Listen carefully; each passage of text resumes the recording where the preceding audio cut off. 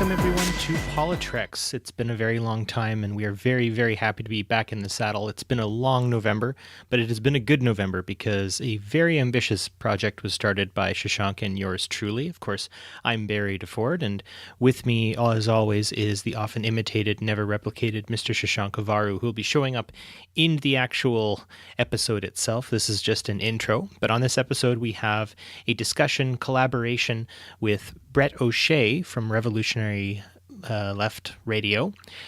We're going to be looking at the book Methods Devour Themselves by Benjanun Sriduangkaew and Josh Moufawad-Paul.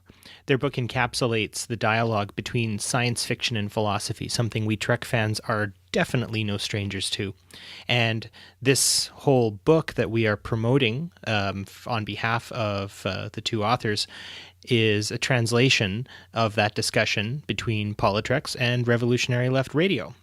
So to keep you in the loop, I have added some nice recognizable Star Trek sounds that will occur between our conversation. So you'll hear something from TOS or TNG mostly that will open up and close moments in the conversation between Brett, Shashank, and myself, and it'll flip over to the interview between either Josh or Benjanun.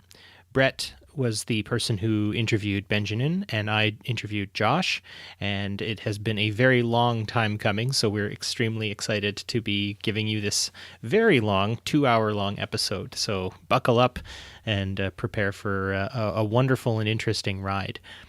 So just understand that we weren't just disappearing on you, no pod fade coming from us. We just had some very ambitious things going down the pipe for you all. So also because both interviews were so very valuable, I am also going to be having the 2 interviews with Benjanun and Josh dropped as a separate episode as well for you to listen to if you want to hear the entire thing yourself and get your own takes on it. And then you can definitely feel free to have another listen or a first listen to the conversation that happens between Shashank, Brett, and myself. And obviously, the holiday season is upon us, and we would definitely encourage you to pick this book up if you are a sci-fi fan and a fan of political philosophy. This is a speculative fiction, sci-fi fantasy political philosophy book that I have just thoroughly enjoyed. The writing is iridescent, it is amazing, and it is wonderful. It is worthy of Guinan, I would say, in a lot of cases. So with that, let's get on to the interview. We'd also like to just thank everyone for putting their parts into this, all the people, the authors, Brett and Dave over at Rev Left, and to you, humble listener, who I hope will enjoy and give us plenty of feedback. So with that, here's the show.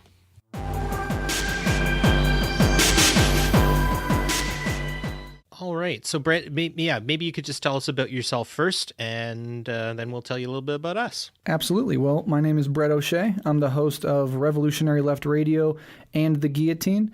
Me and Barry met probably through that, but we've developed a friendship and a mutual respect over time. And, being able to work with Barry on this project has been really fun, and having a little mixture of our 2 shows, I think, is going to be incredibly interesting and mirror in interesting ways the work that we're actually covering in this show. So, yeah.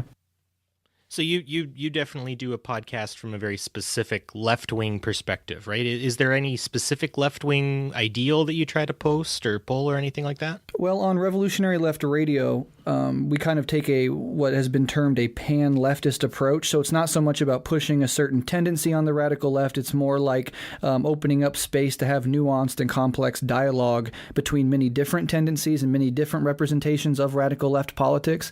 We want to be very welcoming and open in that way, and I think hopefully we've succeeded in that. And on the Guillotine, my individual tendency and my individual analysis might come out a bit more. I'm clearly on the Marxist side of things. If pressured to really name my tendency, I would say that I'm a Marxist-Leninist Maoist, but I usually just refer to myself as a Marxist or a communist. And my co-host on the Guillotine is an anarchist, so an insurrectionary anarchist to boot. So the interactions there are kind of interesting, and where we converge and where we disagree is part of, I think, the interesting aspect of the show. So you could say that if someone was maybe not identifying themselves at all, or they would identify on other sides of the political spectrum, I'm guessing far right might not be terribly interested. But if you were, say, in the center, part of the Democratic Party, maybe even a Republican who might be a bit dissatisfied with things over there, you could also find at least Revolutionary Left Radio accessible for like learning purposes. Yeah, I mean, 100%. And we hope to reach those folks. And I even have an entire like 2.5 hour episode where it's called Rev Left in Dialogue with Liberalism, where I have a liberal historian on, and we don't debate. We have meaningful, respectful dialogue back and forth. So I'm very much about having an open mind and engaging critically with topics and not being dismissive or angrily sectarian if somebody disagrees with me politically. So if you're a Democrat, if you're a centrist, even if you're a conservative or a libertarian, I really hope that you could still get something out of our shows. And I certainly think that you'll be able to get something out of this one. What about you? What's your show for my listenership that might not be familiar with what you all do on PoliTreks? You want to introduce yourself and say a little bit about your guys' project? Certainly. Well, my name is Barry DeFord. I am the co-host of PoliTreks, and with me, as always, is my often imitated, never replicated co-host, Shashank and Barry. Shashank, how about you let Brett know a little bit about what we do over on the PoliTreks? Namaste, Homo sapiens. I am completely out of my element today. This is going to be a lot of fun. I am Shashank and Barry. I co-host PoliTreks. I write computer programming by day. I write comic books by night. And when I can, I try to get away from it all by jumping into the high-stakes and exciting, entertaining world of politics. And so it's a little bit of everything, really. But first and foremost, I'm a nerd. That's really the perspective I think I'm bringing in today. And that's kind of what we do on PoliTreks, is we try to take everything in Star Trek that we think is interesting, and we try to connect it to the real world. So we'll take an authoritative figure from Star Trek, for example, and like for a listener who might know, there is a character named Gul Dukat, who's kind of a space dictator in one of the series, Deep Space Nine, and then we take him and we break him down in an episode on, what this is trying to tell us about the real world is it's trying to tell us about Muammar Gaddafi in some ways. It's trying to tell us about some authoritative presidents, prime ministers, and that's the gist of what we do on PoliTreks. And you take characters, we take themes, we take ideas. Every now and then we'll do something exciting called Debate Treks, where we'll take a specific part that we think is politically or socially interesting in Star Trek, and we both or some guest will have a certain opinion on it that either of us do not share. So we'll see about having a respectable debate about that particular topic within Star Trek. So long story short, we discuss politics and culture within the realm of Star Trek, and we try to connect it to the real world. So the vision about this whole project, dear listeners on both sides of Rev Left and on PoliTreks, the whole point is a book got released recently by a political philosopher and a speculative science fiction fantasy writer named Benjanun Sriduangkaew. And both of them, J. Moufawad-Paul, the philosopher, and Benjanun, what they ended up doing was creating what you could say is like a dialogue between a science fiction, speculative fiction, fantasy story, and then the deeper sort of political implications of that, the criticisms, usually coming from a left-wing or post-colonial background or concept. So I think with that kind of got me thinking about my two loves, which is politics, specifically political philosophy, and then, of course, science fiction, namely Star Trek. But we will be branching a little bit out in this, and you'll notice that in the interviews as well, as they'll be spliced in and out of my conversation, they'll be spliced in and out between Brett, Shashank, and my conversation that we're going to be having about both the book, which is known as Methods Devour Themselves, a conversation, and then our interviews. So Brett interviewed Benjamin, and I interviewed Josh Moufawad-Paul. You may notice we're going to call him JMP from time to time, just simply, so that's a little, if you're listening and you hear us say JMP, we just mean the philosophy author of that book. And we'll probably refer to her as B, just, for brevity's sake. Yeah, B as well. So, and then I don't know. In that respect, we can call each other by special and secret nicknames if we want to. You guys got my email on special secret nicknames, right? Oh no! Oh damn! I do want to say though before we start, for Rev Left listeners, JMP, you would know him from our episode on continuity and rupture.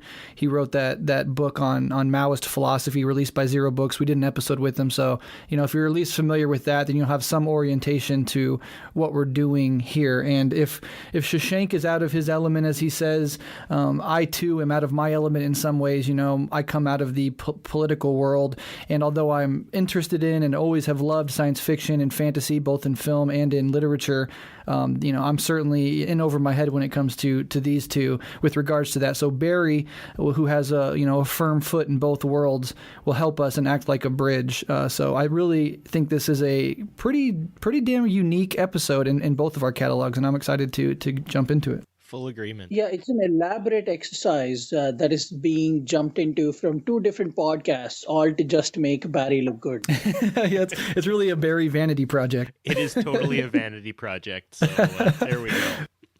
I guess if you're ready to jump in. Yeah, let's jump in. The first sort of question maybe is just sort of zooming out, and what are your overall thoughts? So what are your overall thoughts on the book and the interviews that we're about to listen to? And what did you find particularly interesting or valuable in any of those? First of all, I found, and the best word for it would be for B's writing in Methods Devour Themselves, and now that I'm reading Winterglass, her actual novel, I think the best word, and I've been thinking about it for a long time, is incandescent. Her writing actually has sort of a glow to it almost. There's a lot of visuals that will kind of almost cause you to squint if you look directly at it in your mind, because she comes from a perspective that is completely outside of what the West would give you. So I found that very much in her writing. When she starts to talk, and when we start to hear her introduce sort of the concepts and ideas that bring her to writing, you also see very much a context that is far beyond what myself, a person living in so-called Canada, in Western society, I guess, as we would call it, I don't really have much context. And that was almost the best part for me, because it really felt like I was stepping outside of my own imagination, I think is the best way to put it. So that's kind of where I would start, just talking about B's work in specific. Yeah, Shashank, did you have any thoughts? I'm going to be entirely honest. I did not get an opportunity to read the book in full. I did get to read part of it, but I got to spend some time with both your interviews. So I guess I'll start off there. There is something really unique as someone who is, and guys, do not find me and like mow me down. I have a dog that I need to take care of. I am a Democrat.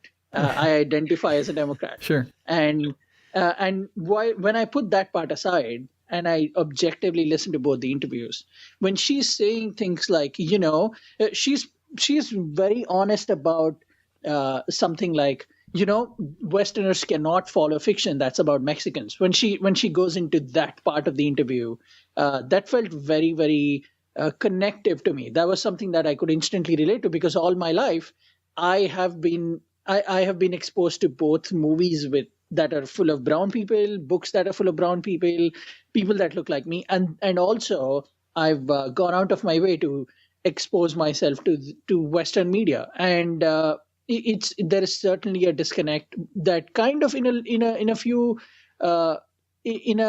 aspects goes both ways. Like there are some things I cannot connect to. When it's like a white guy and a white girl falling in love and they're both pretty, like I do not get that. And it's not like a critique on what they're trying to do. It's pretty much what she's talking about, where she says, when somebody doesn't look like you, their names don't sound like the names, and they're telling you the story of an environment that you do not understand. Of course, you're not going to get it. But that is kind of where the challenge is that she talks about and what she was trying to tackle with the book. So that was a great interview for me to listen to, Brett, and full kudos to you on that interview. Thank you. Going to the JMP and Barry interview, there was a little more Star Trek discussed in there, so I kind of had some more authority personally in there. And when he says something, and this is something that only a non-Trekkie could come up with, he pretty much puts Barry in his place when he says, you don't think about it, but Starfleet is kind of an imperial organization. And I never thought about that until he said it. And I could almost hear Barry trying to scramble for words. It's like, what do I say now? Because the Trekkies are going to listen to this. So it was a very, they're definitely full of a lot of good thoughts, facts, insights, and opinions that somebody who comes from an entirely, no pun intended, left field can look at and understand and relate to. So, like, I guess my big thoughts are, good job, you guys. Well, thank you. Yeah. And I really found the part where B was talking about how difficult it is for, certain, even like Western publishers and stuff, to relate to, Asian characters, for example. And I think at one point she says, a lot of people in the West have an easier time relating to Hannibal Lecter than they do just to a regular protagonist with a weird name from a different country. And, I think that speaks volumes. Do you, just kind of a side question, but I think this is kind of interesting. Do you find it difficult with publishers in the West or centers of capitalism to get your ideas out and published? And what have some of your experiences been with that? Yeah, so one issue I have personally faced is that, people think the names of my characters are difficult to pronounce or even unpronounceable, but there are just Thai names or Chinese names that are actually obviously quite normal in my part of the world. My friend Sylvia Moreno Garcia has mentioned before that editors have no trouble relating to Hannibal Lecter, but they find Mexican teenage characters so hard to connect with because their names are weird or they live in Mexico, and a lot of Western writers just find that so unrelatable. And that is pretty funny given that a lot of readers and editors have no problems relating to a literal serial killer. Right. That does speak volumes. So there's that cultural difference as well. What I enjoyed about the books and the interviews overall, the book, we have two great writers, right? Each in different fields, each coming from fiction and nonfiction respectively, but two people that are really masterful with the pen. And that not only makes it engaging and it not only makes it accessible, but it really makes it like an aesthetic sort of experience when you're going back and forth between, B's fiction and JMP's nonfiction and how they interrelate and weave together. When you have two high caliber writers like that, it really makes this experiment even better and more valuable and fulfilling as a reader and a thinker. So I don't want to say too much because, again, we're going to have the interview so people can make up their own minds as we go. But that's what I would sort of say up front. It's really worth a read. It's a short text. It's challenging, but it's also accessible and it's really well written. So if people are interested, it doesn't take that much time to get through, and it's definitely worth your time. So I guess I want to move on to a couple more introductory questions. And one way to frame this conversation would be to talk about how politics and social realities sort of shape art and vice versa. So how does politics and social realities shape science fiction and fantasy? And how does science fiction and fantasy specifically influence or interact with our political and social realities? I think I'll take the first crack at this one. When you think about Star Trek coming out in 1966, the vision was a united Earth. And if you look at the context within Star Trek, of course, it is coming from the center of capitalism. It is coming from a country that is at that point in 1966 ramping up a illegal war in Vietnam.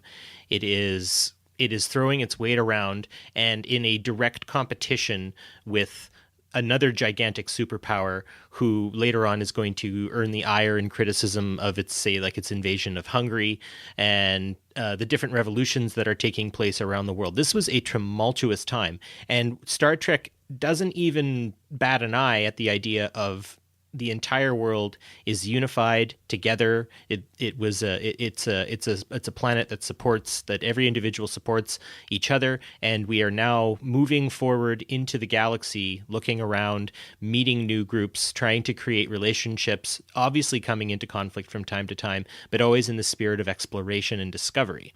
So I think right then and there, you can almost see and feel the aspirations of even just regular people within the United States. And then when you look at the people who are actually under oppression, right? When you think about, say, Uhura, who is played by Nichelle Nichols, who actually wanted to leave Star Trek at some point, and Martin Luther King Jr. specifically told her to stay on the show to keep the black voice alive within this science fiction. And since then, we have had African American actors grace the screen, direct, write. I mean, I'm looking at my gigantic Star Trek board, and I've got Michael Dorn, who played Worf, the guy with the wrinkly head in The Next Generation, and I have an autograph from Nichelle Nichols as well. These are people who inspire me, and as a Euro-Canadian, I am inspired. I look up to, I see the talent in these other people. And then, of course, with George Takei, he was actually interned during the Second World War in the United States because he's Japanese. And he still shares this vision that Gene Roddenberry had of a unified world. And, you know, he's written extensively on the fact that he's angry at his country for what has happened, but he still believes in his country regardless. And I could never imagine the amount of pain and anguish and sorrow he went through to get to that point. So I think right there's just using the Trek example specifically, there's an interplay and an interconnection there. Shashank? That was a very interesting question to me. And since Barry covered the Trek of it all, I have always thought of science fiction as an astute student of politics and reality, in that if you look at any science fiction story, be it from Isaac Asimov, be it from Ray Bradbury, who are like, you could say in some stories are at the opposite ends of the spectrum, and then you go into something like Star Trek, which presents a very hopeful future, a future in which humanity has actually resolved its issues, and it has gone on to better things, and it has gone on to the greatest adventure, as the show likes to call it. Or you could look at something like Blade Runner, which I imagine we'll talk about here in a little bit, which is the worst, or not the worst, which is a very realistic depiction of a sci-fi dystopia. So I've always thought of science fiction, and this is an eye that I guess you develop when you're really trying to look for it. So this might just be my perspective, but all science fiction is either really, really trying to mirror our reality and politics, or it is trying aggressively to be the opposite of our reality and politics. So if we are today in a world where everybody is disagreeing with each other, you look at Star Trek and then you see a place where people have a set of fundamentals that they've agreed on. And that is where the power comes from, is that everybody has come to an agreement. And then you go to a time where everybody is agreeing with each other. Then you see something like Star Wars, where the fundamental belief that there is this thing that holds all of us together itself is a divisive topic, even between the heroes. Like when you see Han Solo interact with Luke Skywalker, he says, that Force stuff is mumbo jumbo. Even people who are trying to go for a cause cannot still agree on this fundamental thing that connects the universe as according to that particular fiction's lore. So all of science fiction to me is either, hey, this is the reality that I'm trying to teach you about, or hey, this is the reality that I'm trying to aspire you to. And that's really a lot of what Star Trek is too. And they've tried to do that. Star Trek has the unique benefit of having the ability to show at one point of time how great things are in one place, and then just how a complete disaster in other places. If you look at this show that we talk about on the show often called Deep Space Nine, it's about a structurally run, well-placed organization called Starfleet that is trying to help a nation that has just come out of genocide and imperial rule, which is one opposite trying to confront another opposite, and that's one of the fundamental conflicts of the show. So that's what is politics and reality within science fiction. It is just that. That is all that science fiction is. The veneer of numbers and science, if you will, is just in there to give you a gateway into the mirror of it's either the mirror darkly, where you see it and you go, oh, this is horrible, I can't imagine this is the future that we're going to, or it's the beautiful clear water mirror where you look at it and go, oh, this is really hopeful and this is where we actually can go. So that is all that science fiction is to me in a way. That's super interesting. I would say, kind of building on both of what you've said, science fiction by putting the human condition into the future, into, an alien environment, whether literally or metaphorically, is an attempt to sort of get some space from our current socio-cultural, realities. But that space allows you to more easily maybe criticize or analyze or push the envelope on some things that you wouldn't necessarily always be able to do on a straight retelling in the present time. But moreover, I'm coming from the Marxist political philosopher perspective of things. And you also have to understand that all art is generated in a material context, meaning science fiction, fantasy, whatever art, literature, anything, is ultimately a manifestation of the underlying, socio-historical, cultural milieu that writer or those teams of filmmakers are operating in. And so in a lot of ways, it's going to always reflect and point towards its material roots. And part of the, critical theory coming out of the Frankfurt School or Marxists who want to talk about ideology and analyze film and culture is that by analyzing these cultural products, you can actually have a pretty interesting and insightful door through which to analyze the broader culture and society that one is living in. So in that way, this interplay between art and the political and social realities are always sort of in this back and forth with one another, informing each other, rooted in one another, and that's why I think we're able to analyze things like Star Trek and draw parallels or zoom out and talk about our own social realities using that as a doorway. And for people who sometimes might think that political theory is too dense or not at all their interests, art and science fiction and fantasy and literature offer a door in to some of this stuff, and that's why we do shows where we analyze an entire film. Because for some people, that is a far more accessible way to start understanding some of these deeper critiques of society and culture. So in all those ways, including everything that both of you said, it's important and it certainly interacts. I also very much appreciate considering coming from the Marxist sci-fi fan perspective. I like the amount of times you use the word space in your conversation. For sure. Brett, let me ask you. So, from your unique Marxist perspective, I guess Barry can weigh in on this too. What is your objective view of Star Trek? Do you think Star Trek, the way it exists, without the hope of it all, what do you think? Just what are your thoughts on it? If you were to sum it up. Yeah. So certainly talking about the original Star Trek, it is simultaneously of its time and incredibly impressively progressive, right? So when I look at the original Star Trek, I see a team of people behind that show really, really trying to push the envelope on social issues. I mean, I know that it was the first time you had an interracial kiss, displayed on television, for example. And in that way, it is incredibly progressive. But in other ways, it's and you almost can't blame it for this because we're all sort of lost in the fog of our own time. But it does replicate some interesting social hierarchies, even though it talks about, being in a post-class society. There is a hierarchy aboard the ship, and we can maybe talk about what hierarchy is demanded of a situation like that, or are hierarchies absolutely necessary in the context of, more militaristic outfits, for example.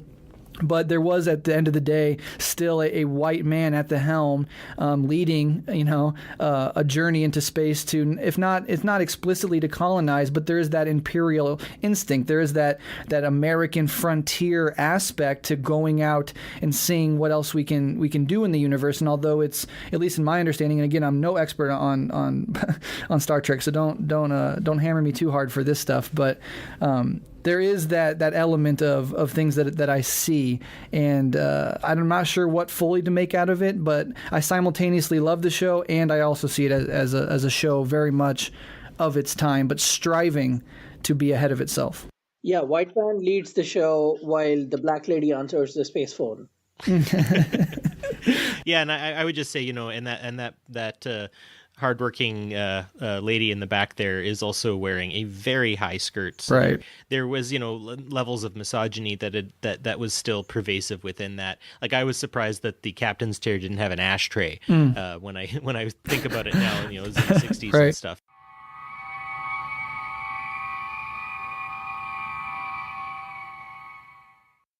How did this unique collaboration with JMP come to be, and what was your goal in doing it? He had been reading my fiction for a while, and he approached me about this project, and I jumped at the chance, because usually you don't really, unless you are a very famous author or dead or both, you don't really get to engage with, you don't really get people doing very critical engagement with your work, and it was a very original way to do it. My goal of doing it was to build a really unique work where the nonfiction and fiction components interact with each other in a way that you don't usually see done so much, because usually literary criticism is very separate from the fiction. It's done very separately rather than as a collaboration. This almost sort of brings up the idea that using artifact philosophers, folks who have died or who aren't with us anymore, or who say refuse to engage or something like that, you see that as not as useful as engaging with people who are actually here, who can actually respond. I would wonder if you would be able to kind of elaborate on that point. I wouldn't say not as useful. I think they have different uses, and I use analogies from people that are dead all the time in literature and art that I think is useful for explaining things as a rubric to explain ideas. I just felt, and I think this could just refer back to what I was saying in the last chapter, I felt, and I know B felt as well, that this project would be something different. It would produce a different way of thinking about things. Not better, but just kind of, I kind of said that at the end of the introduction, but like what would it be like if the author could respond back, so it wasn't just like artifact, as you said. What would it be like? It's not suddenly saying one is better than the other. It's just saying that this way of doing things might produce a different way of reading for readers.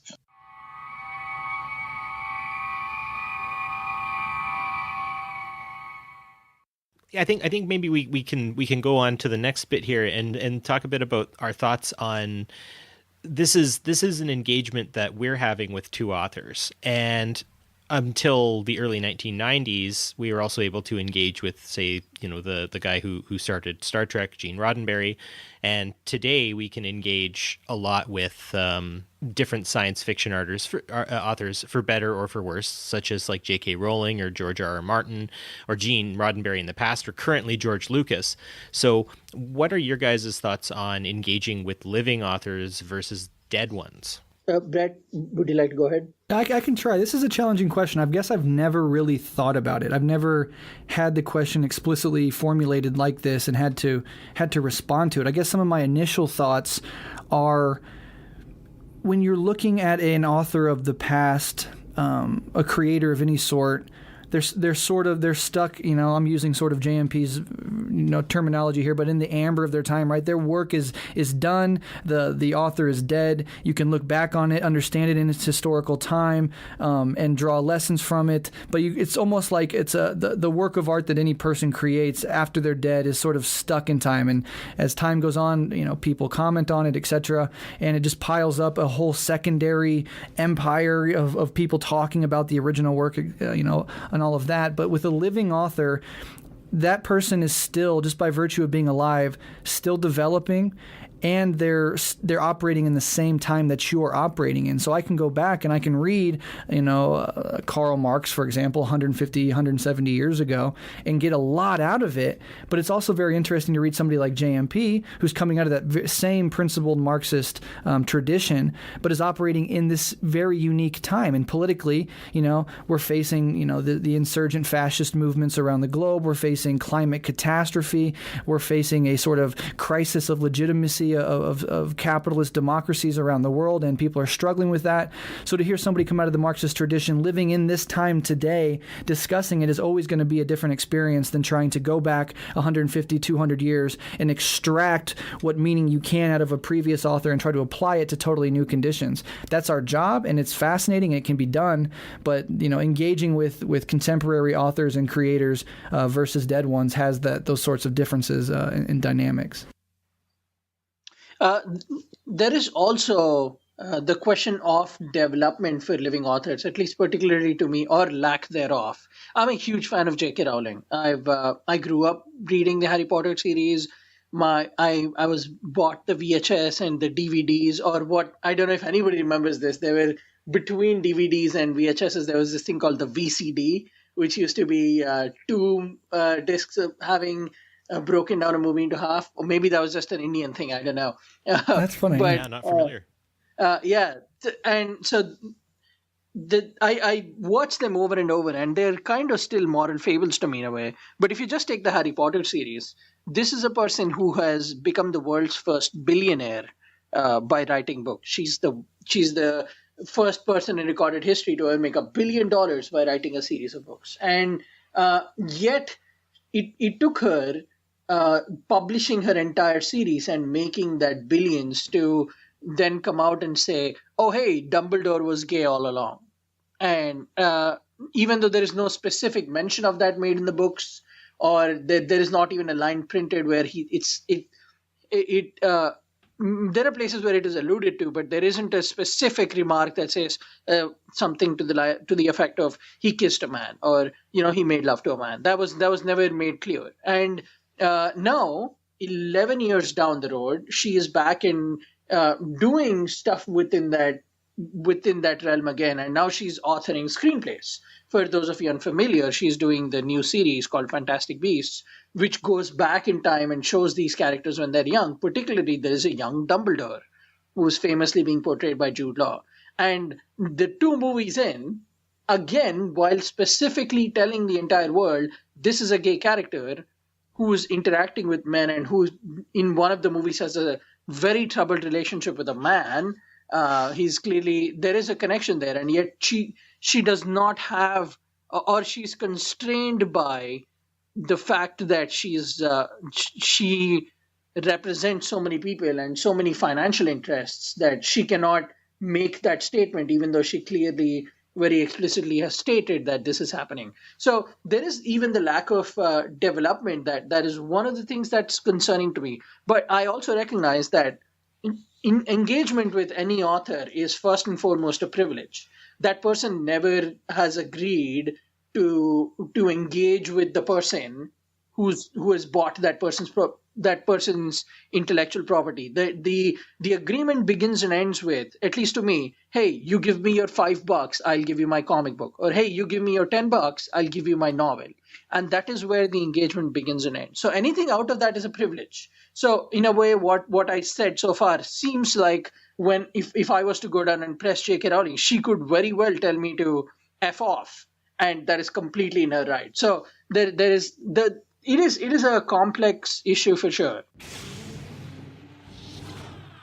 Yeah, you've mentioned Harry Potter, and sort of the interesting thing about what J.K. Rowling tries to do is we'll go back like post hoc, right, and look at her old work and then put in meaning for progressive social issues that weren't actually there in the original creation of the work itself. So as like society progresses and like trans issues comes to the fore, she'll go back and deem one of her past characters trans in a sort of post hoc way. That sort of reflects the criticism that you're talking about there. How do you think about that sort of action? Do you think it's the sort that's well-intentioned but ultimately sort of harmful? With Rowling in particular, it's hard to think of it as well-meaning because there is no textual evidence to support any of it. She literally just comes on Twitter and then goes off. Mm-hmm. And it's almost random at this point. Like now, Nagini is an Asian woman, which has a lot of unfortunate implications. I would say that the way she goes about it is pretty terrible. I think if there is nowhere for the text itself to support it, it's a really bad idea. and most writers should not try for it. Absolutely. Barry? Yeah, that was all very good. I don't know if there's much else I can add to that. But no, that really got it. And yeah, I think Benjanun really does kind of bring that up in the sense of like, if you're going to make a gay character, make them gay. Don't retcon them years later. But then again, also, imagine if Star Trek came out today, or if Lord of the Rings came out today, where they would be aligning themselves a lot more. Would Gene Roddenberry make the exact same choices? I would argue no, and there would be more progression there and more things taking place. But I think the biggest piece of this is it really underscores, especially in Western science fiction, also in Western consumption of media and books and everything, that we also are dealing with a society that has a long ways to go still. Yeah, and that leads to, another question, and it's sort of based on something that Benjanun said. But Benjanun talks about, the realities of being a contemporary artist. I mean, she is, a living author in that way. And she said that, unless you're famous, dead, or both, you don't really get people critically engaging with your work in the way that JMP has clearly engaged with hers. I feel that's like sort of a good jumping off point to discuss the ideas behind our collaboration here in some ways. We are mirroring what B and JMP did in Methods Devour Themselves, in that, as we've talked about, I'm coming from the world of political philosophy and you both come from the world of science fiction and fantasy. But here we are engaging across spheres in the same way that they did. So what is important in your opinion about this critical engagement across fields that both their book and our interview are attempting to do, and why is it so novel in the modern time? I would say just basically the point here is I feel like I kind of embody that in a lot of cases. And this is, maybe we joked about this being sort of my vanity project earlier, and I'm not going to deny that this is sort of a dream come true, having one of my absolute best friends, Shashank, on here, and a new friend who is also very inspiring to me, Brett. Having you both on is a wonderful sort of idea. But what it truly represents to me is when we critically engage with the content that's being produced for us, I think we can better understand our own society, better understand ourselves. If you're really happy with how Loki has gone from being a villain to a hero in the Marvel universe, then maybe there's something you need to critically engage with there as to why you find that interesting, right? Is there something deeper philosophically to that? And I mean, sometimes it's nice just to go to a movie and eat popcorn, or sit in your basement and watch a movie and eat popcorn with friends and all that sort of stuff. But it always comes down to that the critical engagement with the stuff you're consuming. Don't think for a second that the person who wrote it wasn't intending for you to critically engage with it, with the exception of Michael Bay. But outside of that, I think what we really see... How dare you? That guy's a loser. Anyways... Just a freaking loser. Anyways, moving on. I think that's again just bringing it back to Star Trek. We do engage quite a bit, and unfortunately, sometimes that engagement's negative, and sometimes that engagement gets quite heated, much like it does in the political spheres. But if we really take a step back and look at what we're supporting, what we're following, what we're listening to, what we're consuming, I think we can better understand ourselves, our society, and maybe start imagining alternatives to things that we may not like. So that's where I see this is in science fiction, speculative fiction, all of those sorts of things. You have that opportunity basically every episode or every book that you consume. Those are great points.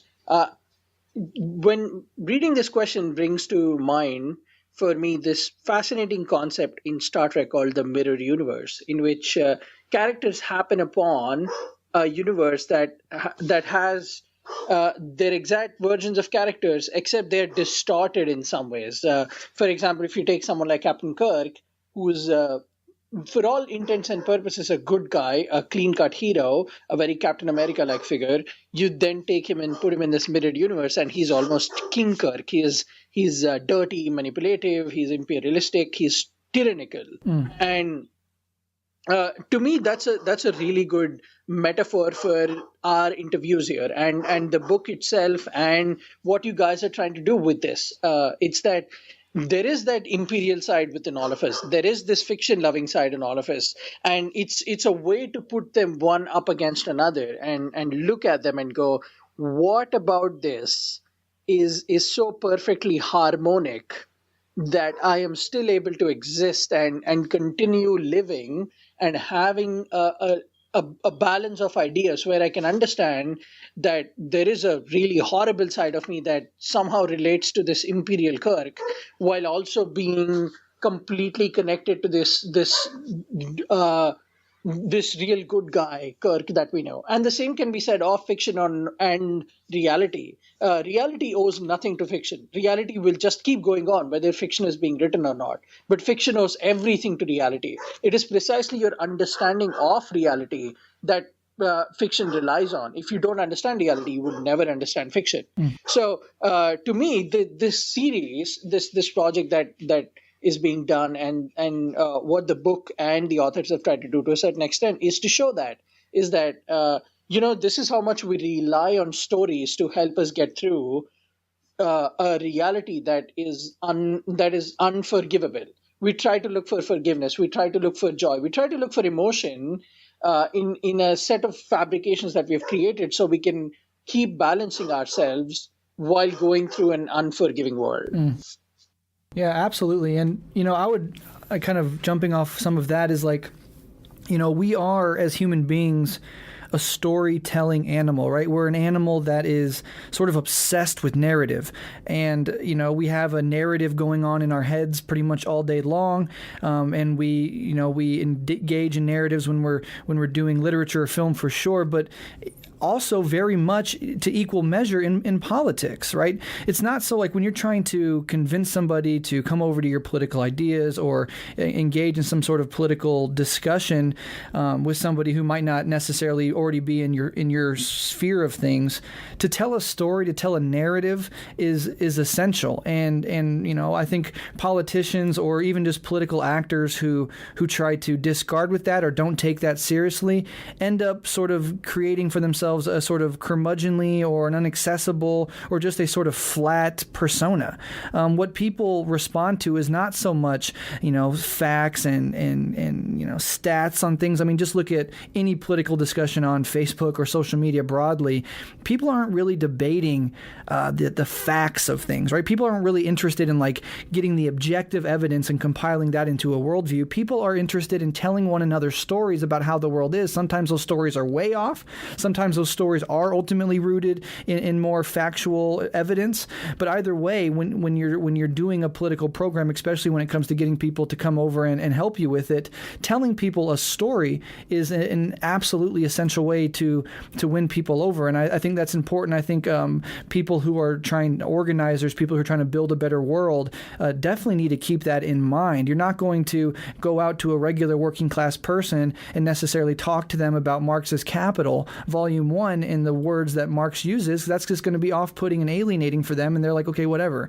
But if you can tell them a story about, why they're struggling and why certain things in our political system are so screwed up and why it seems like we're not getting anywhere and why we have Nazis marching down our street these days, that story does not need to be fictional, right? It doesn't need to be made up. It can very much be rooted in the evidence and good analysis.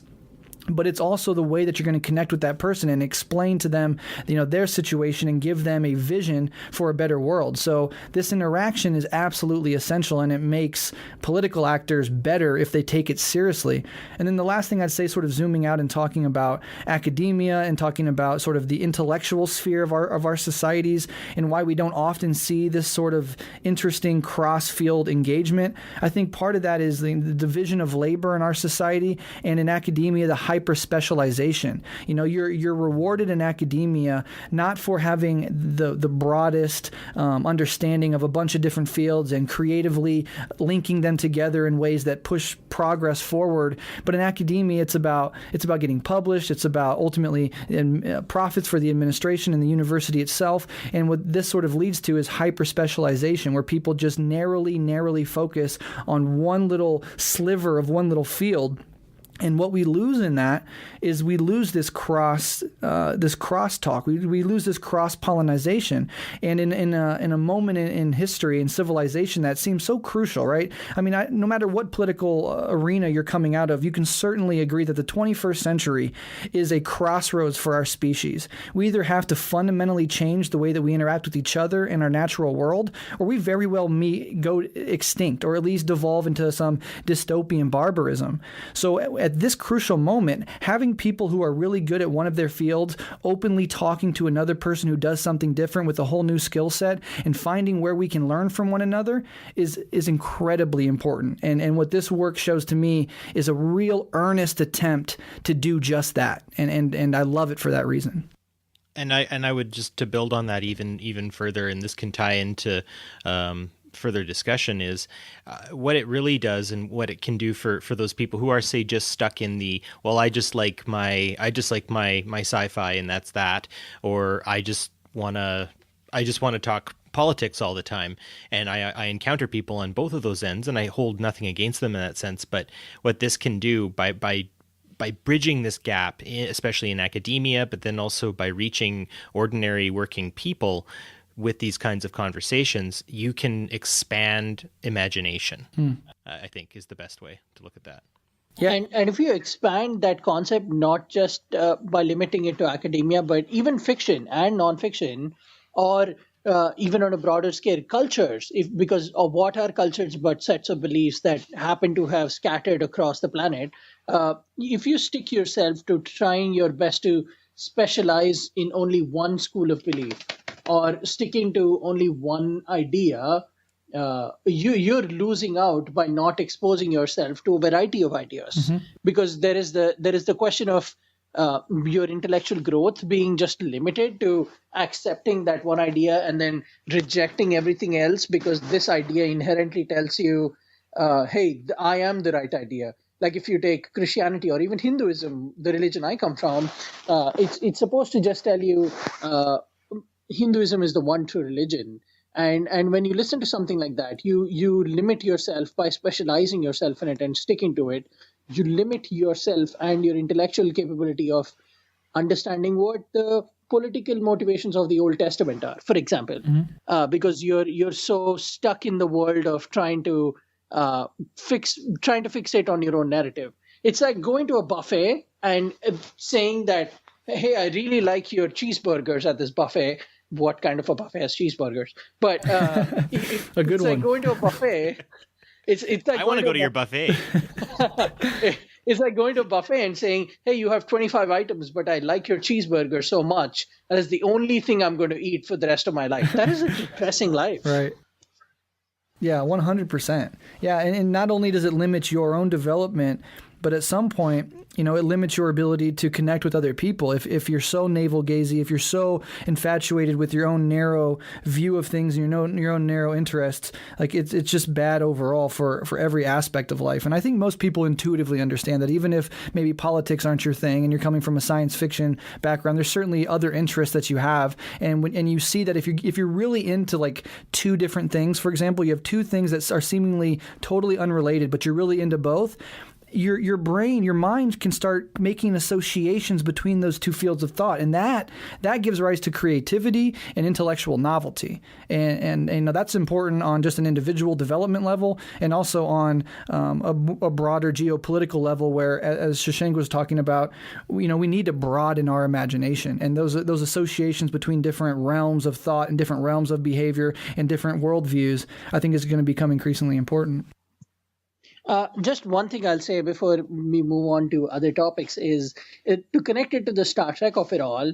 Imagine a ship. If the ship that you're imagining just has humans in it, that is an incredibly monotone ship, and that is not a narrative that you will ever enjoy or be entertained by for a longer period of time.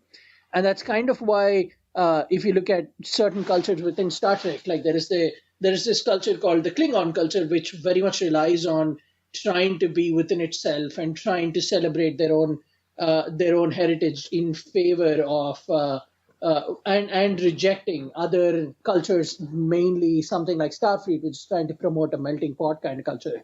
There's a reason why those guys end up being the antagonists or end up being anti to the narrative that we're trying to tell. So the best ships are those that celebrate diversity, where you have an Andorian sitting next to a Vulcan, sitting next to a human, and all learning from each other and all filling in the gaps of this universe's vast infinite knowledge and this infinite creativity that is available to you. By availing yourselves and opening yourselves to that kind of a narrative, you're getting so much more out of life and out of existence than you are by sticking to a very human-based Klingon culture-like ship. Barry, am I even close to the point I was trying to make? Oh yeah, you're hitting it. You're good, man. Yeah, and I think, taking that analogy to the sort of, global political stage, as I'm wont to do, you see countries doing that, right? You see an impulse in something like the Brexit vote, or an impulse in the anti-immigration rhetoric that's all over Europe and America at the moment, as this attempt to turn away from diversity, turn away from different perspectives, different ways of life, and when you turn away and you just want to have a sort of incestuous, narrow world of just people that look and think like you, it never ever leads historically, and it never can lead to anything productive or creative or interesting, because it's just an inward spiral, infinitely.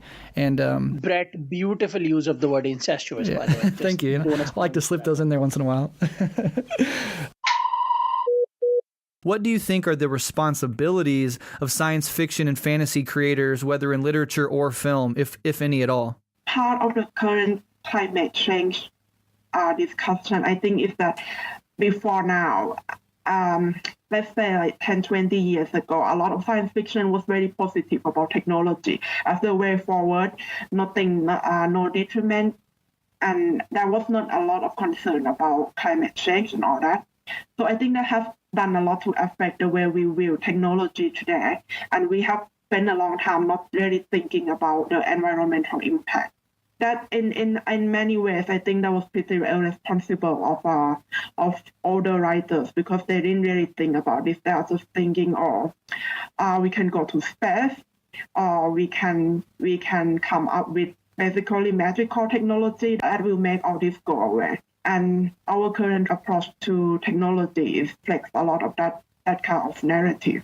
Do you think as things intensify and as climate change becomes more and more apparent in the everyday lives of people, that that sort of reflections will happen in science fiction going forward, either pessimistically or optimistically? Do you think it'll become more of a thing as we sort of struggle with our present and future conditions? Yes, I think now there is a lot more post-apocalyptic fiction for obvious reasons, and I think fiction now a lot of writers put a lot more thought into this kind of thing, and there are some movements toward both ends. Some of them espouse a kind of completely pessimistic futures, like post-apocalyptic games like Fallout, and the other end is thinking of positive change and a future where we can reduce our environmental impact, have sustainable energy, that sort of thing. To pull it back to your question about like utopia and dystopia, I think there's a place for both of those, right?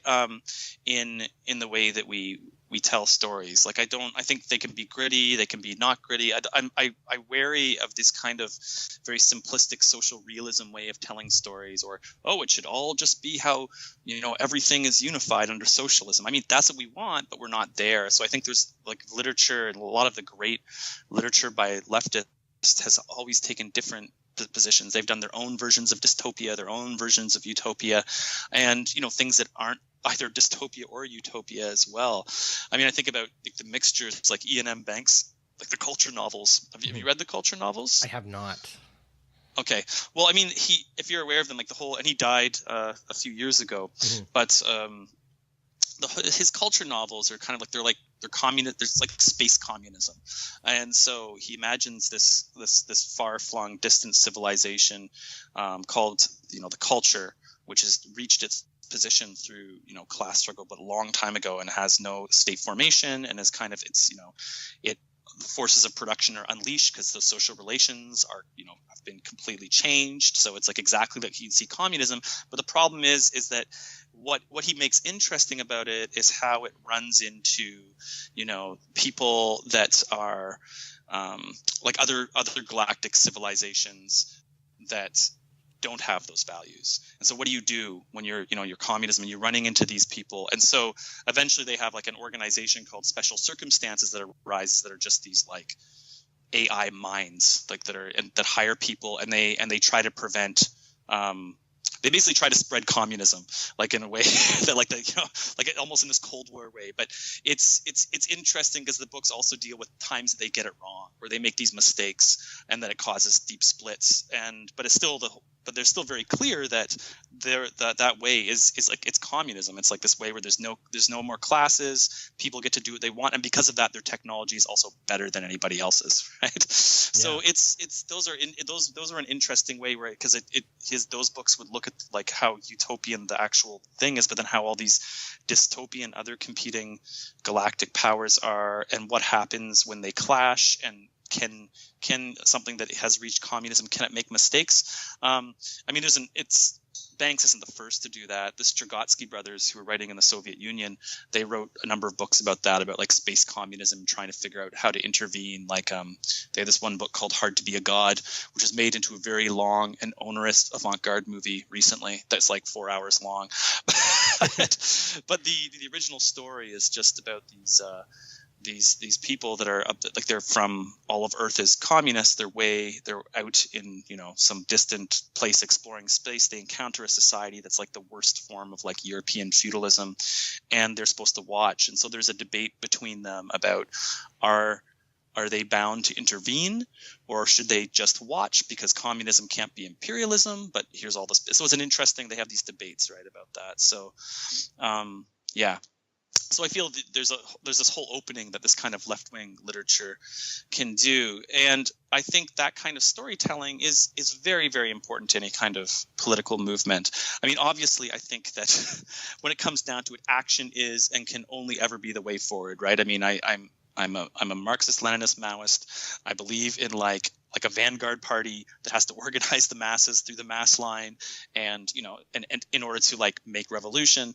But part of that making revolution is kind of creating taking control of the cultural sphere, like producing your own revolutionary culture with its own values that stand as alternate values to like the bourgeois values and the very reactionary values that come through in a lot of literature, and for the purpose of propaganda, but in that larger sense of the world, because all literature is propaganda. It's all going to tell you something, and I think Bees afterward in Methods Devour Themselves talks about that, the intentionality that's always in literature. But I think this idea of this large sense of creating our storytelling and control that, not just like in science fiction and fantasy, like in all cultural sphere, I think a revolution needs to do that. That's what the bourgeois revolution did when it took power, when it took power over these centuries, right? It took control of the cultural sphere as well and produced a whole bunch of different kind of like novels and things like that were way better than the empty ideas of the European aristocracy at that time. Right now, the bourgeois culture is empty, right? So we should be producing something better, and I think absolutely the storytelling and production of art has to be part of that. But moving on to the next question. Both of our guests talked about science fiction as an art form through which we create and imagine new futures while mired in and wrestling with the present. What is the relationship, in both of your opinions, between past, present, and future? And in what ways has or does science fiction change in response to socioeconomic and political events or epochs? I'm gonna do an interesting jump here. So I know we're talking about the future speculative fiction, but I'm actually going to use an anecdotal story I heard from my archaeology prof back in my bachelor's degree. They were all at a conference talking about arrowheads, and they were talking about the arrowheads of the Mandan and the Hidatsa people, who are very close to the Sioux Confederacy, just sort of on the 49th parallel, kind of North Dakota, South Dakota area.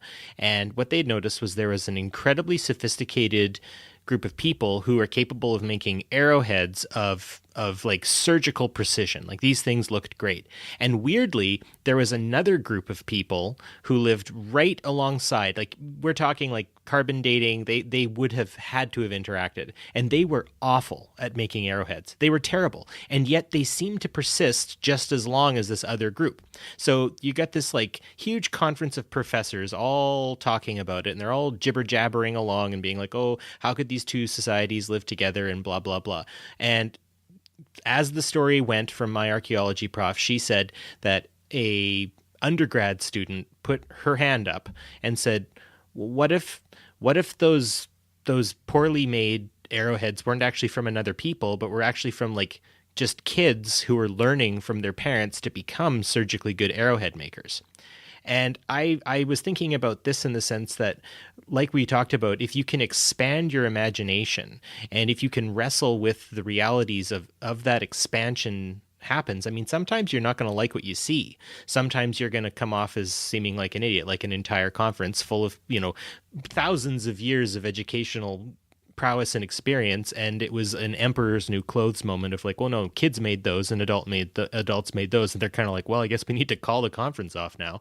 So I would say in that respect, when we're looking at this, it gives us this ability to imagine beyond what we currently see, and I think that's what SFF does in the best part of it. Like you can look at Star Wars and maybe get a better understanding of your own religion, watching people wrestle with their belief system. You can watch Star Trek and look at a post-resource society where everything is available, and yet seemingly we seem to want to kind of fall into our usual roles.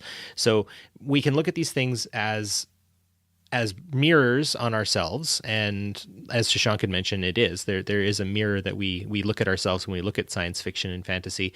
But also, it like we were saying earlier, is it helps us to think outside of our own the fog of now. And I think Brett, you had mentioned that earlier, mm-hmm. And this brings me to a point that JMP brings up in his conversation after they talked about one of the stories, was that Mark Fisher, a author, said that it's easier to envision the end of the world than it is to envision the end of capitalism.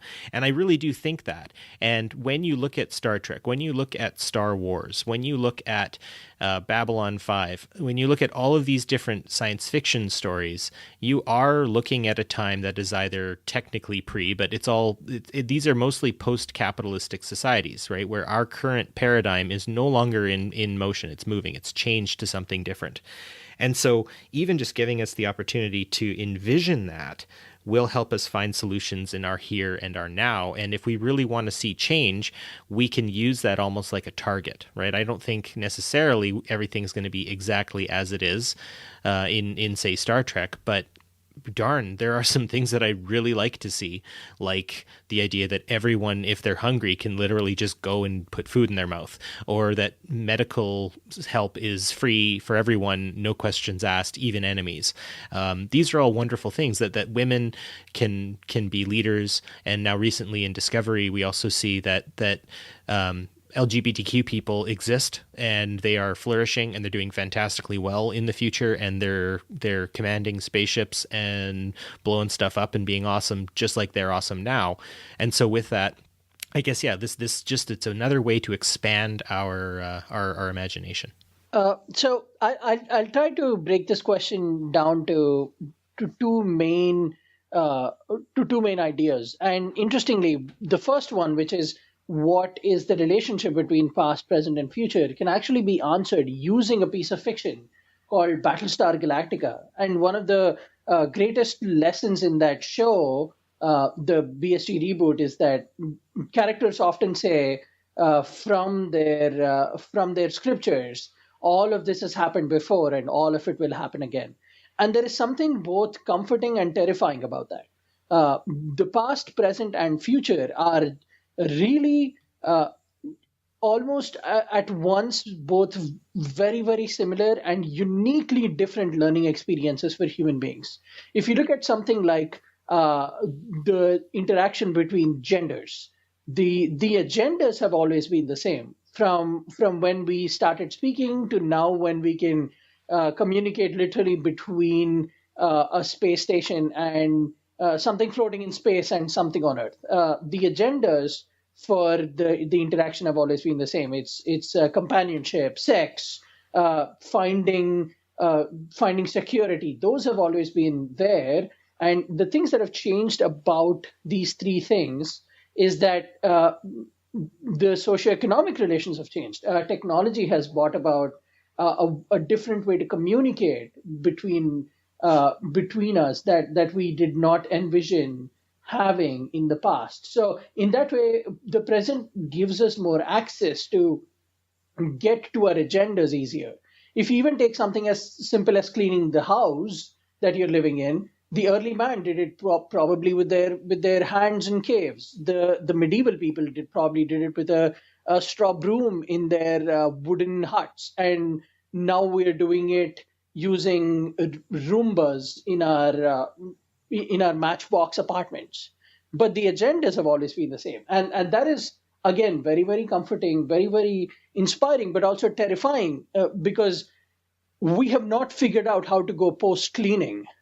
We have not figured out on a broader scale. We have not figured out how to go post these fundamental interactions that keep bringing us back to, in some ways, this circle of the human condition that we seem to have become slaves to while giving ourselves the illusions that we have mastered it.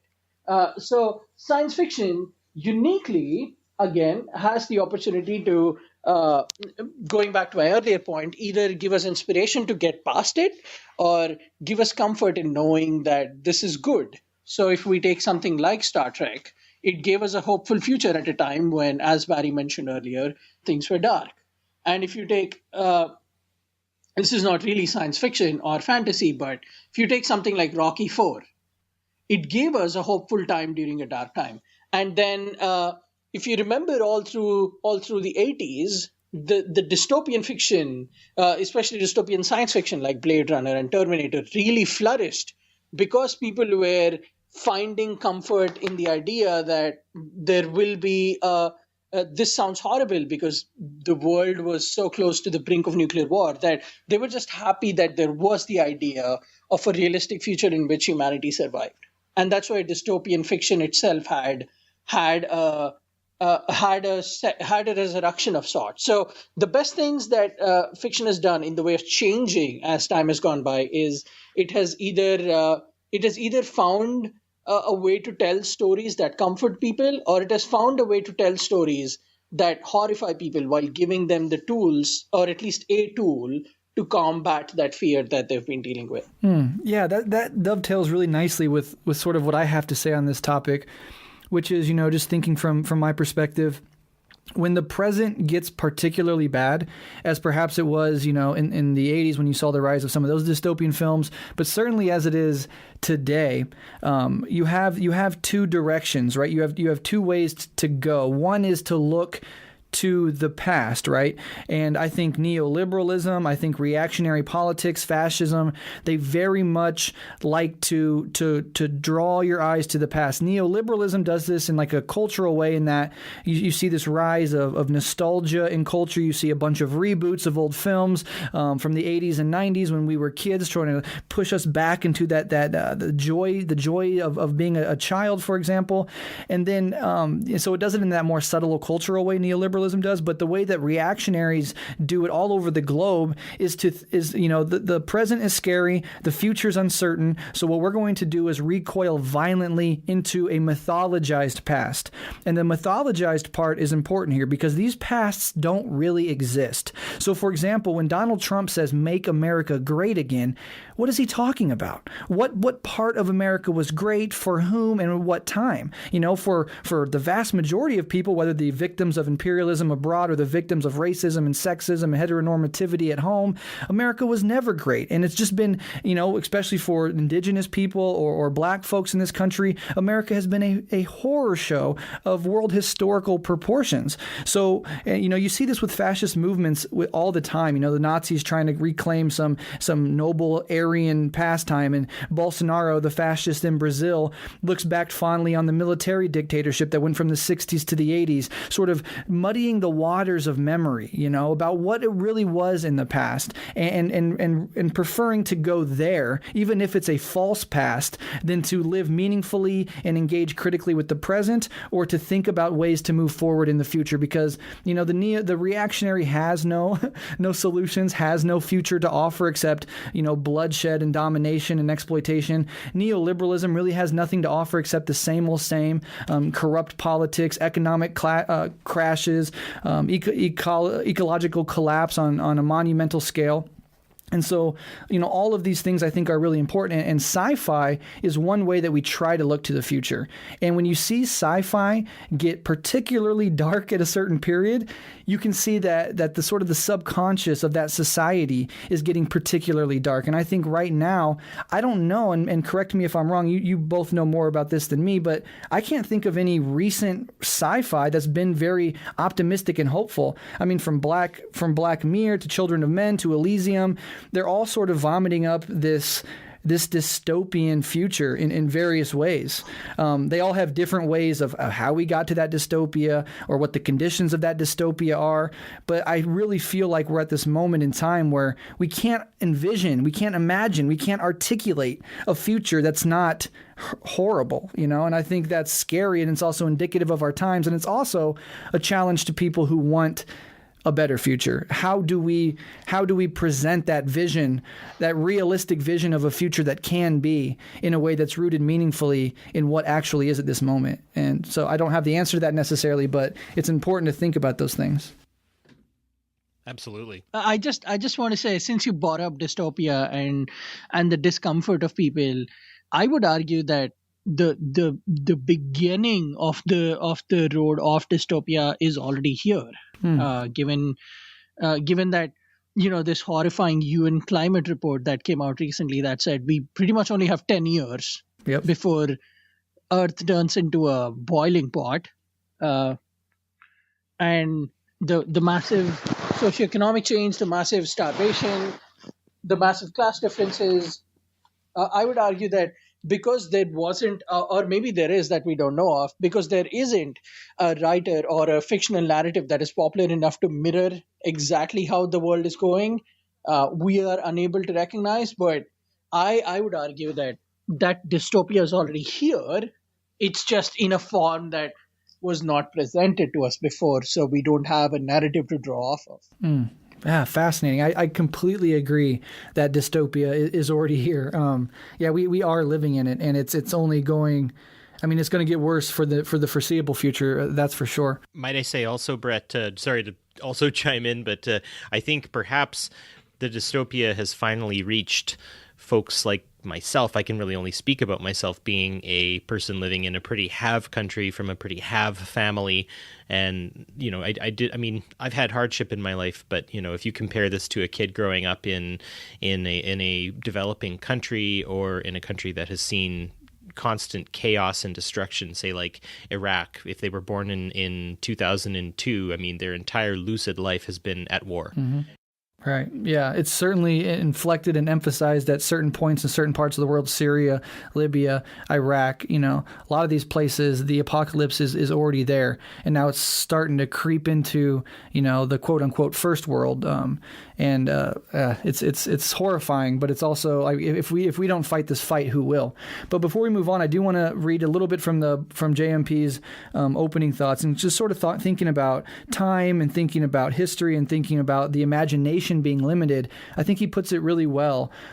So JMP says, "We are nearly 2 decades into the 21st century and occupy a world cluttered with objects and phenomena that would have been scarcely imaginable even in the middle of the 20th century. All of the dreams of the fantasies of the 1950s are eclipsed by the reality of technological development. The science fictions of the 1960s are largely outdated. And yet we have also failed to transcend the limits of even 19th century imagination. Despite all these new technologies, many of which must appear like magic to our long-dead counterparts, the world is still determined by the logic of capital. Whereas a 19th century utopian imagined a future that transcended exploitative and oppressive social relations, we are losing our ability to think outside the capitalist box. Following the so-called end of history, our imagination has atrophied. Is it any wonder, then, that much of the world still resembles the hell on earth reviled by past socialist thinkers? As dystopia becomes normative everywhere, endless wars, increased exploitation in the global peripheries, a resurgence of fascist movements in the imperialist metropoles, environmental devastation, it is much more difficult to imagine a time beyond these centuries of capitalist logic. Our imagination is becoming thoroughly capitalist. And if you think about when, Star Trek comes forward, there's all these amazing technological advances, and there were, I would say, some relatively progressive things. They had a diverse crew, they had different groups of people being encountered. I mean, it still has its contradictions and its problems, but I would say nowadays most of those changes that, Trek, for instance, predicted kind of came to pass, though it feels as though that attaining or even surpassing what was expected has turned out to be kind of matter of fact or even boring, kind of like a non-event. Would you say that like the commodification of these new and amazing achievements, or the disposability and transactional nature of our advancements has sort of rendered them non-issues and kind of non-events, which might also kind of hamper our ability to use SFF in a much more radical way? Well, I mean, definitely the commodification has rendered them as what you call non-issues in the way that they would have been seen in a science fiction show in the 60s. Just because like the velocity of commodification is such that, all these things just build upon each other. The people are just inundated with these new technologies, and they just get slowly merging into this kind of new way of seeing the world, like really quickly through this commodity form. I think really what's going on is that, and this goes back to my complaint about a lot of this kind of shows having this productive forces analysis, is that the domination of bourgeois social relations is just recapturing or delimiting technological advancement all the time. So they're all being controlled by the class limit that exists under capitalism. And so it's really strange, right? Because we're now, and this is what like our world actually is, a dystopia. Like it literally is one of the worst dystopias. And I talked about this. I did talk about this in that one chapter in there too, about how like the reality of the world and what the vast majority of people experience in this world is like more weird and dystopic and horrendous than like the Hunger Games, right?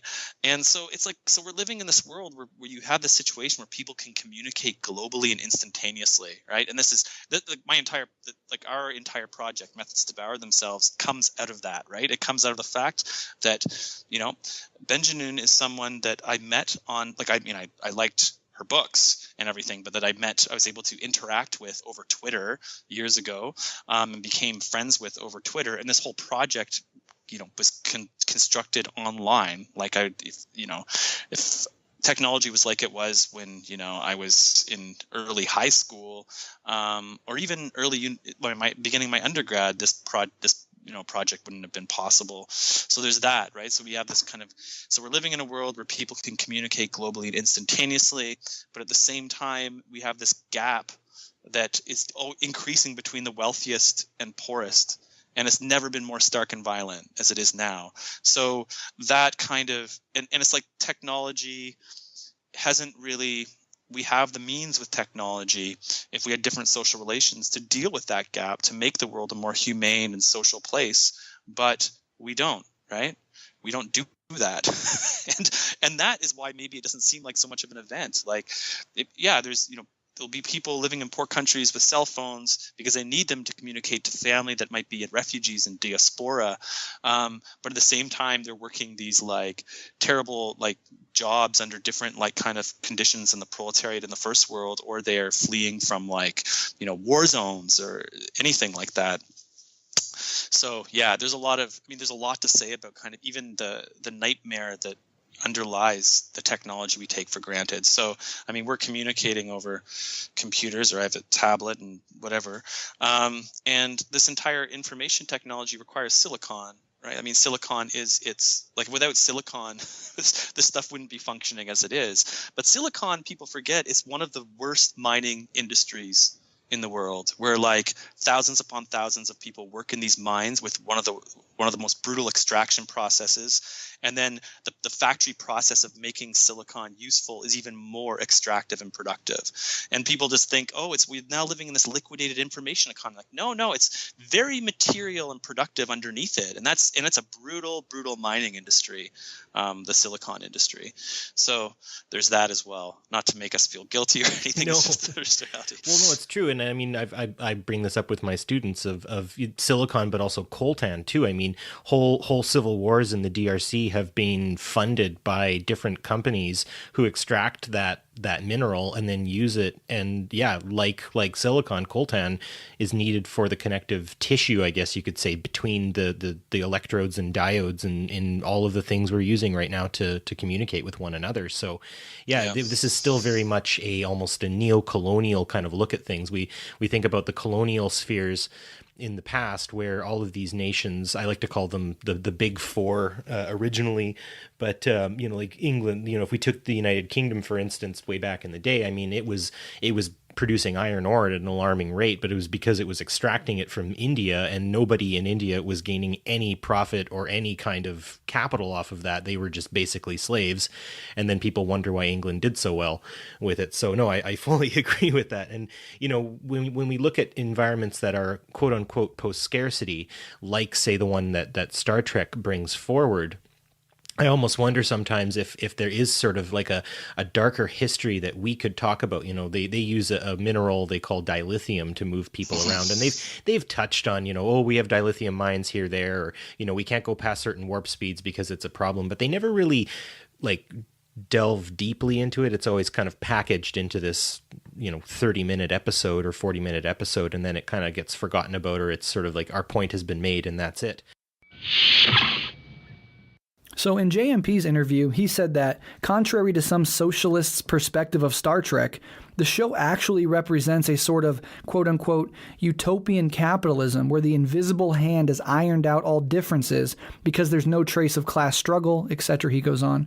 And that Star Trek replicates, as we talked about earlier, the colonial or imperial instinct. So two-part question. What are your thoughts on this criticism of Star Trek, and how would a truly communist Star Trek differ from its current iterations? Do you want to take this one first, Shashank? Sure. It's a fascinating question, and the point was great, especially because it followed this line of thought where he said, you don't think about it, but Starfleet is actually an imperial organization in a lot of ways.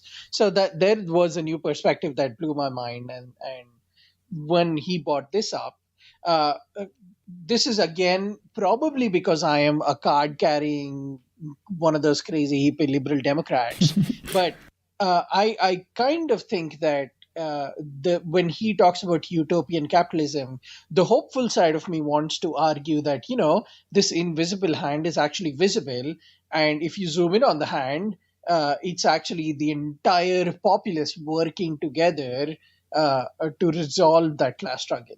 But of course, I cannot not acknowledge that the point he's making makes sense, and that is really what happened.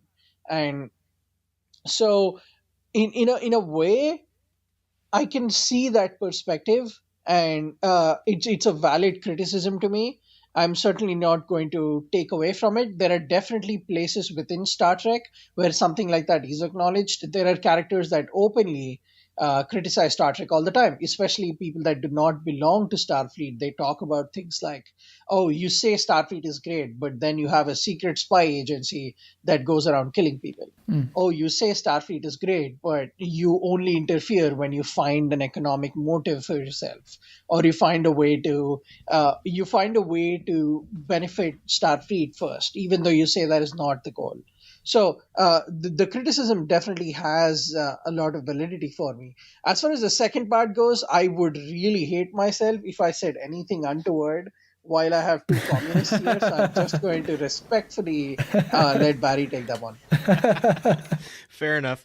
I think the one piece there that is kind of interesting for me, and when JMP said this, it did sort of make me go, oh wow, and that maybe that was my aforementioned Arrowhead moment where I'd never heard it so succinctly put that Star Trek does not represent socialism winning. It represents in a lot of cases that idea that the invisible hand has actually been successful. Everything's been evened out. We live in a post-scarcity world, and therefore we can move forward with it. And so again, if you think about imagination, I think that is ideologically what capitalism wants, is it wants to go past and become this perfect society. When you actually read Adam Smith, he is relatively hopeful, but you can see the corruptions and what is created from the relationships through capitalism.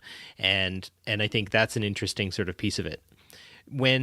When you think about the characters in Star Trek living in this world where class struggle is non-existent, and that's an interesting point to make. You watch them, say, in like the Star Trek the motion picture that came out in the late 70s, they were intentionally made to be that kind of post-scarcity, everything is fine now sort of group of people, and you'll notice that most actors don't know what to do with their hands.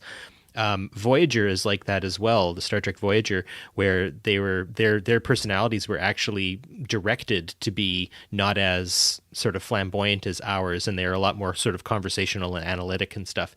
And some people criticize Star Trek Voyager, for being that incredibly boring, because there isn't any class struggle, there isn't any conflict between the crew, and that you see that in the original series as well. So I think JMP has a point, and I don't think that when we do finally meet some kind of better society, and obviously my hope is that we take the left-wing approach, we take the ending goal being communism, where people work according to their work according to their need, according to their ability, right? That no one is put off in that respect. But there's going to be a lot that's going to need to happen in the interim between that. We're going to have to see that kind of struggle taking place, even after, say, some kind of revolution takes place or something large changes. That isn't an ending, it's a beginning.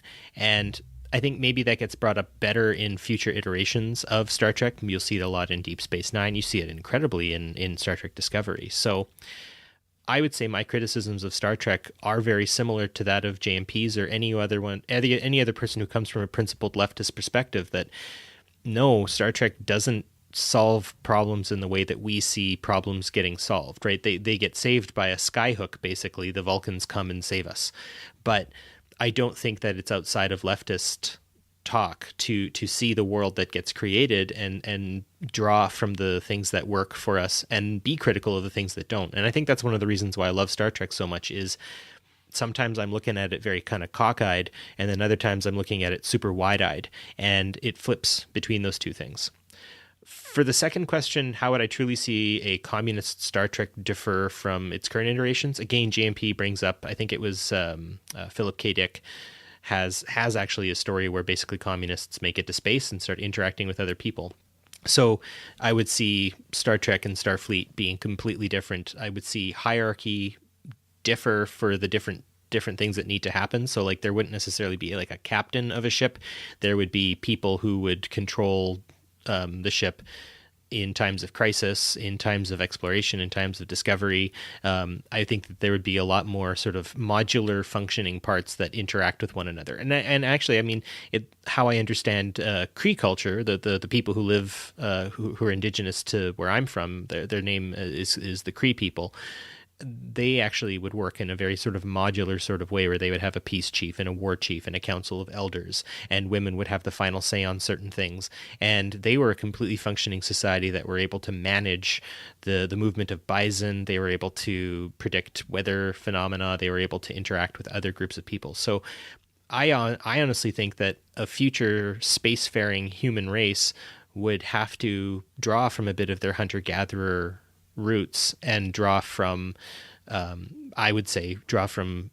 Marxist tradition to fully realize a functioning spacefaring group of people. Otherwise, I don't think we're going to get even past the moon. And there's an inherent problem here. And when JMP talks about, Star Trek as fundamentally, or at least partially imperialistic, I started asking myself the question, like, how exactly is it imperial? And one of the answers to that, it might not be what he had in mind, but what I think of, and it also kind of poses a problem to to any possible communist future of going out into the stars and trying to understand, the cosmos at a deeper level, is this connection between colonialism and science and the sort of assumptions that a certain species would have going out into the rest of the cosmos and engaging with other peoples. So like once you do that, once you make contact with another species or civilization, even if you do it in sincere attempt to go out and learn about the world and increase overall knowledge, that interaction fundamentally changes the thing you've interacted with, right?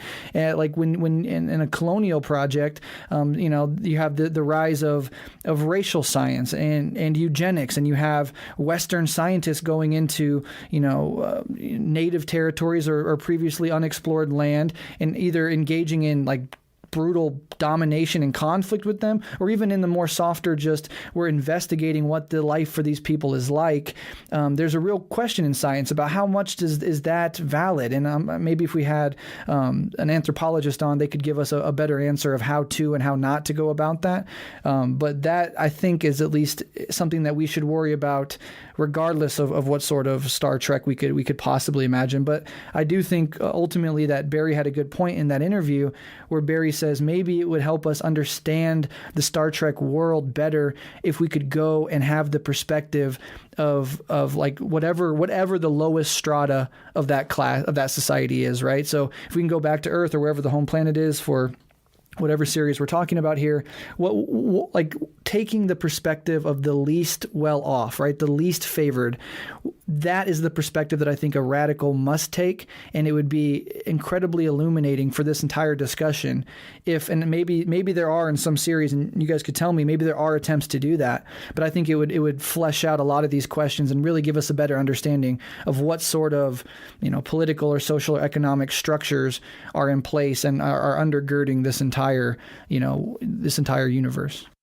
And I think to a capitalistic mindset, that's why they never imagined that. And I think that's where a leftist mindset could say that and could bring that up pretty well. So no, that's a really good point. How is the most downtrodden inside of the United Federation of Planets being treated? And if we find their way of life unacceptable, even to our own standards, then I would say that the project of the United Federation of Planets would have been an abject failure. As well as the peoples or the aliens that they encounter, right? Does that encounter, even if we could say that was a completely communist society, we went back, we looked at the home, and this civilization is actually truly communist. How does that encounter with a new alien life form that might not be in ways similar to us? How does that encounter create hierarchies? How does that encounter create a system, even if it's brief, of domination and bloodshed? And certainly there's fighting and conflict in the Star Trek universe. So even if everything's good back at home, once you go out and bump heads with another civilization, does that give rise to new hierarchies and new forms of domination and exploitation? And that could just be a perpetual problem. I don't even know how to think about that. That sort of escapes the purview of my understanding. But those are the questions that I was asking myself. Is your writing influenced by a political will to expand horizons and provide a voice to those quote-unquote dreamers in the margins? Or is your inspiration to write from a more personal desire to tell stories where the characters represent personalities and concepts that you wish to express through experience? I don't think of myself as providing anyone with a voice, because I believe everybody can speak for themselves perfectly fine. So I will write things as an act of ego more than of empathy, which I'm sure a lot of people will disagree, but mostly writers will write for ourselves first. So what I want to do is to represent what I want to see. So in my case, it's focused on decolonizing, imagining a future without the current dominant narrative, without hegemony, and a more positive future, despite my claim for being a pessimist. Shashank, any thoughts? Like I said, if I genuinely do not want, I do not want people throwing sickles at me or leaving communist flags at my doorstep. So I just, those were great points. I I cannot even, I shudder to even imagine what that would look like, because my ignorance shows there. I've never not thought of Star Trek as something so liberal and so Democrat based, so progressive, that I took a step back and thought, hey, what would a commie version of this look like? So that is definitely a hole in my life that I need to fill up. Well, we won't throw any sickles your way, and as commies, and as long as a Democrat, you don't fire any drone strikes. If I do, I will absolutely plead the fifth and deny it.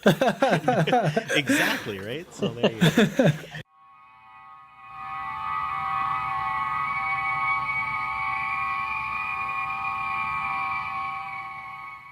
I think if you don't have anything to say, it's pretty difficult to write a story that has meaning, that is going to resonate with people. So having something to say is really important to me. And obviously, it doesn't have to be super blunt, like what people think of as message fiction, but it does have to have a core of what you want to do, what you want to see, and that will inform everything in your writing, from the characters, theme, even the prose. How did you get into literature? Like growing up, was it something that you were as fascinated with as a child, or was it something that you sort of cultivated as you grew into an adult? Like, what was some of your early experiences with literature that pushed you in the direction to become a writer? I suspect, like most writers, I read a lot as a child, and I think for me, it's the most intuitive way of absorbing information, even more than through visual or auditory media. So it was the natural progression for me to write rather than to make music or to get into filmmaking. And when did you become politically engaged? When did your political consciousness sort of blossom? That is actually kind of difficult. I think it's hard to put a finger on that, but I think some of my formative influences were the original Ghost in the Shell. It what made me very curious about the interaction of body and technology, the interaction of consciousness and memory. And eventually, when I was a bit more grown up, because I watched the original movie when I was a very young child, so a lot of that went over my head. So when I was older and started watching more of this and came back to it, I started to understand the geopolitical aspect of this show. And Ghost in the Shell is really political. It gets into the how the Japanese regard America and the political map of the world. So that was very influential for me. And then do you have, like, because I know JMP, who we've had on the show before, is, self-identifies as a Marxist-Leninist Maoist. Do you have a political tendency that you adhere to, or are you just sort of broadly on the left? How do you think about and identify yourself politically? I don't really identify myself as such, but I talk a lot about post-colonialism, decolonizing. But I don't think we have any kind of label for that. We don't call ourselves decolonialists. But I suppose I would call myself at least a post-colonialist.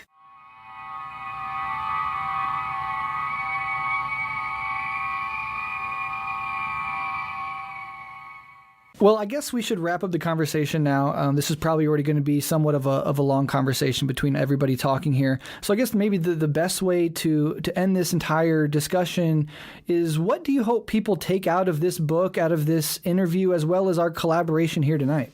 As someone who did not get to read the book in full, but did get to enjoy the interviews, I really hope the first thing that people look at is this is a great exercise in normalization of ideas and ideals and beliefs. It was a very good, constructive, creative, and very positive way to expose each other, or at least to me, expose myself to the idea of communism. When people say communist, or when I read communist, or when I go back home, the communists I know, only the narratives that have been fed have been, these are people that live in jungles, and then they try to kill people, and they're very much anti-society.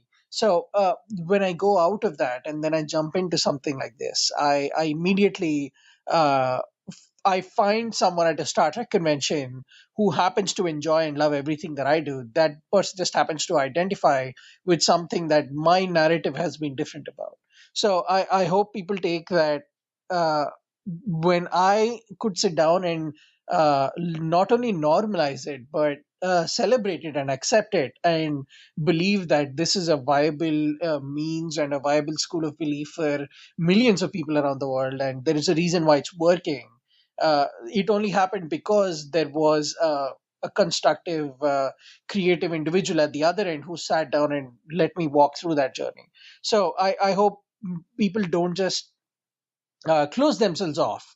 They accept that there are different ideas, and much like within Methods Devour Themselves, where fiction is trying to stand up against nonfiction, which is its parent, and nonfiction is trying to stand up against its subservient, a subset, and they're both trying to coexist. When that can happen, I think the possibilities are endless, and I really hope that's what they take away from it. Barry? If you're going to get anything from this book, I just hope it broadens your horizons, because, like I said, the incandescence of from B's writing and her taking you, like, you're going to go to a different place.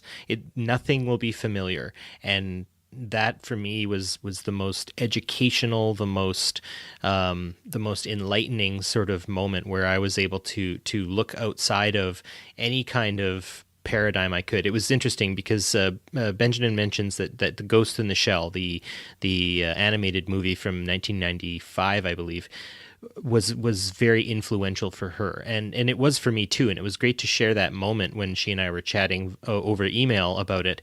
But when I think about, like, the buildings that I saw and the faces of the anime characters, they were all very familiar to me, because, let's face it, anime does have it does sort of Europeanize some of its characters and their characteristics to some degree, which is why I think they were able to make the abomination that was the movie just recently, and whitewash it almost completely. Right.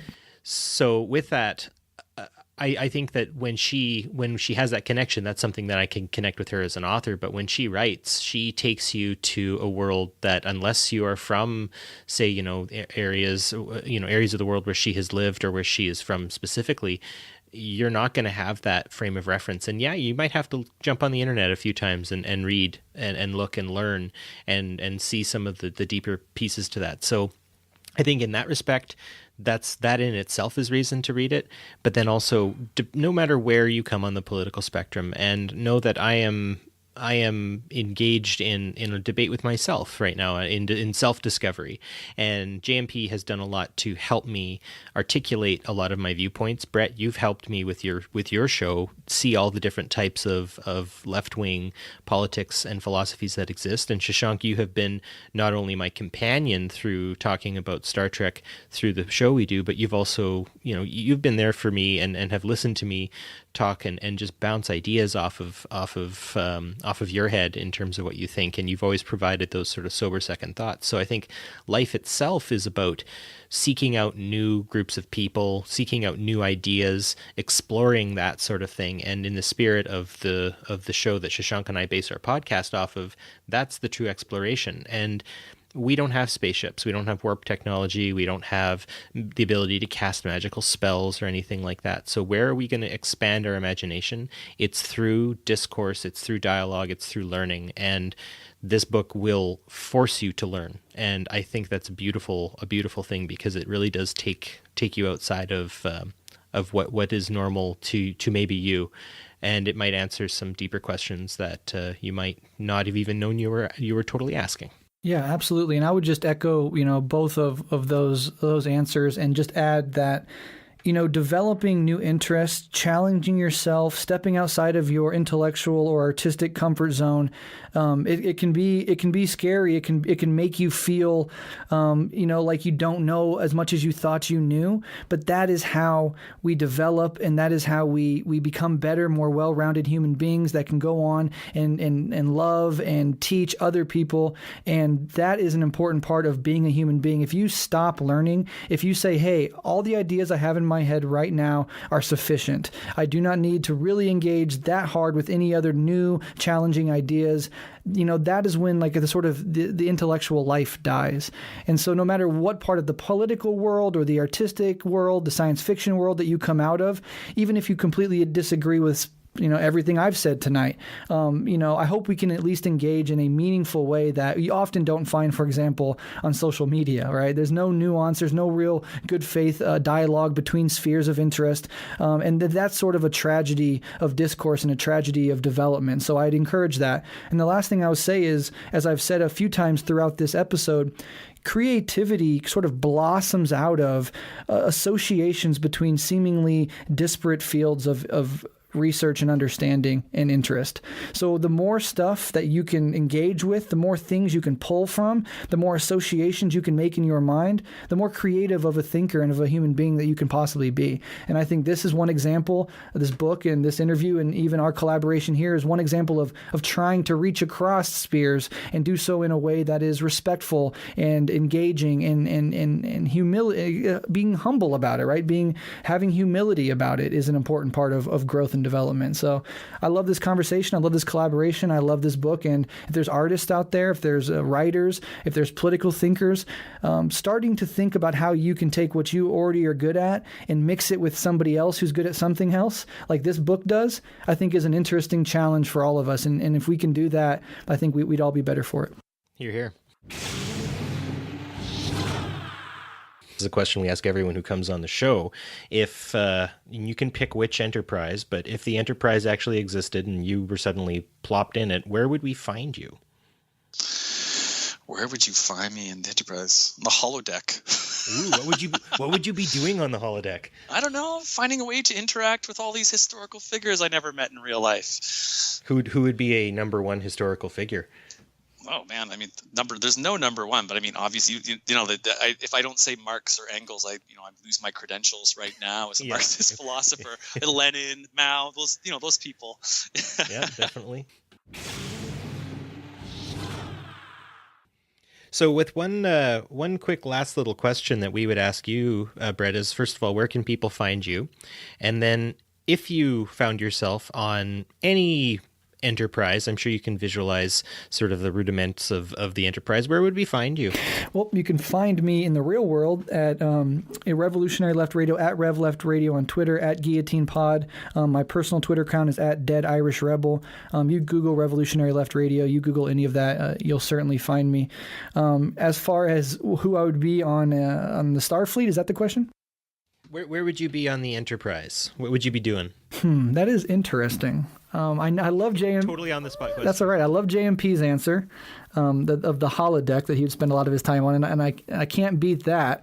But I don't know. I guess it's a really challenging question. I guess I'd want to be educating and helping people, maybe taking complex ideas that we're discovering in the cosmos and putting them into terms that people can understand and be inspired by. So whatever part of the ship that puts me on, I'll take it. Some kind of liaison officer, maybe even the ship counselor. That would be awesome. Hey, I'll do it. Absolutely. How about you? So I guess the same question back at you. Where can people find your show, and where would you be on the Starfleet? Okay. I think this is a question that I was asked even before I got to record the first episode, and the answer I gave kind of led to everything that followed. But people can find me on social media on @gutter_hero. That's GUTTER_HERO on Twitter. That's pretty much the only social media I do. My DMs are open. Feel free to DM me, tag me and stuff. Anything nerdy, pop culture-y, sci-fi related, I can talk about. Anything that actually requires intelligence, I will direct you to Barry's Twitter account. You can find me. You can find me at BJORNDEFJORD, Bjorn de Fjord, on Twitter. And yes, you will find a glut of either Star Trek related or socio-political related stuff happening there.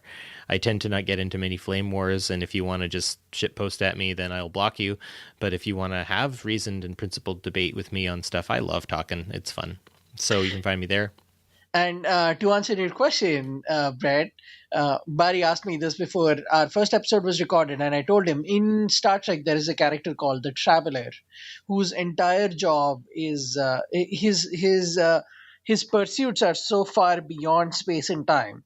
Like the first time you meet him in Star Trek, it's because the ship accidentally travels to the very end of space where they go to the point where time and thought originate. And that's where this character lives. So when Barry asked me this question, I said, I would like to be the traveler and be in pursuit of the endless, most ambitious, most cosmically mysterious goal and find out what is there beneath the unknown and understand what there is to be understood and get to the pinnacle of knowledge. So I would be the traveler. I would be the character who would use ships like that to get to that point. Okay, I'm stealing that answer. Barry? I would be, to be perfectly honest, I would love to take the captain's chair, mainly because, as we had mentioned, there would be... You're a white man. If there's class struggle, we're coming for you, Barry. Well, that's the point, though, is as a person in a leadership position, the best way to lead is through following, right? And maybe I'm taking a bit of a Zapatista sort of style tract here, is you lead by following. You lead by putting the interests of those at the bottom first, right? You can even think of it as sort of like a mass line thing. Mm-hmm. I'd be a mass line captain. Hell yeah. So that would be my tact, is in that leadership position, the interests of the people on my ship would be at paramount importance, and the fundamentals that we cling to, that we hold to, that we study and we wrestle with and all that sort of stuff would be at the forefront of that leadership. And that would be far more interesting. And I mean, that was ultimately what I'm trying to do in my job as an educator and in my exploration is how can I, when I find myself in leadership roles, be as serving of the people as possible, as being with them, right? Everything for everyone, nothing for ourselves, to sort of finish the quote with the Zapatistas. But I mean, you see that in Mao's writing, you see that in Lenin, you see that in anarchist writers like Kropotkin, Bookchin, right? When you're looking at society, you're looking at the least of us. And you brought that up in the Federation too. So I would be captain of the USS. I don't know. I guess mine would be like, I don't know even what I'd call it. So I've dug myself a hole, but I would be a mass line captain. USS Mass Line. I like it. There you go. Well, thank you both for coming on. Thanks for doing this collaboration. It's a truly unique, pretty much novel creation we've done here in the podcast world, at least as far as I'm aware. And it's really been an honor to talk to both of you. The humility, the empathy, the kindness, the open-mindedness that both of you have shown and our guests have shown is really wonderful. And I'm just honored to be a part of it.